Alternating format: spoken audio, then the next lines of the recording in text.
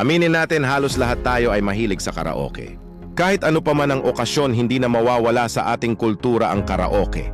Ngunit marami sa atin ang hindi nakakaalam kung saan nga ba ito nagmula.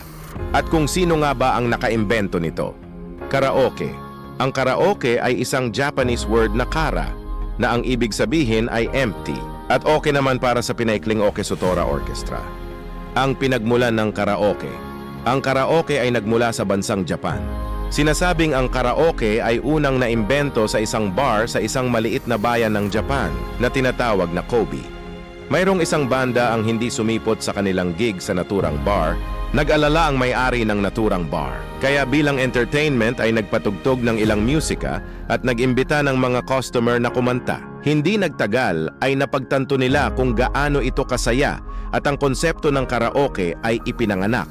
Ang unang imbensyong karaoke machine. Ang 70s ay isang kamangha-manghang panahon para sa inobasyon sa teknolohiya. Kaya hindi nakakagulat na sa panahong ito na imbento ang unang karaoke machine.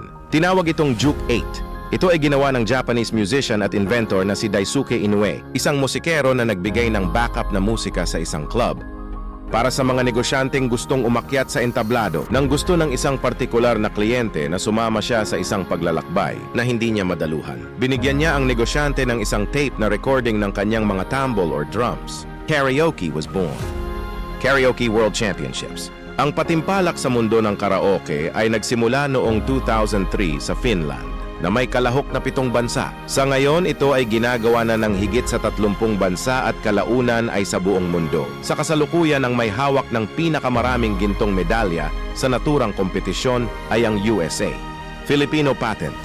Hindi kailanman nag-abala si Inoue ipatent ang kanyang imbensyon, nawalan tuloy ito ng pagkakataon na maging isa sa pinakamayamang tao sa Japan. Si Roberto del Rosario na isang Pinoy inventor ay bumuo ng sing-along system noong 1975 at napatent niya ito noong 1980s na tinawag niya itong sing-along system na -1. Sa ngayon siya ang may hawak ng patent para sa device, na ngayon ay karaniwang kilala bilang karaoke machine.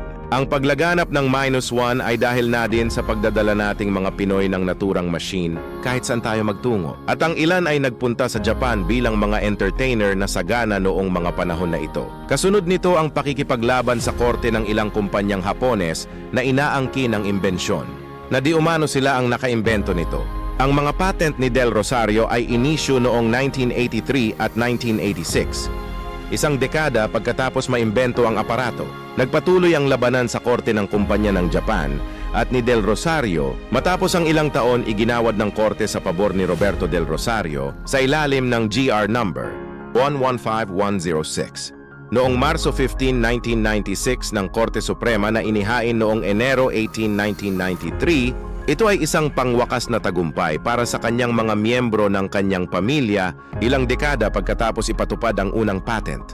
Ang karaoke ay pinakasikat sa Asia. Hindi na nakakagulat na ang Asia ay ang karaoke capital ng mundo. Noong 2021, ang Japan ay may humigit kumulang 8,000 mga pasilidad ng karaoke at ang bilang na ito ay halos kasing dami din ng bawat bansa sa Asia.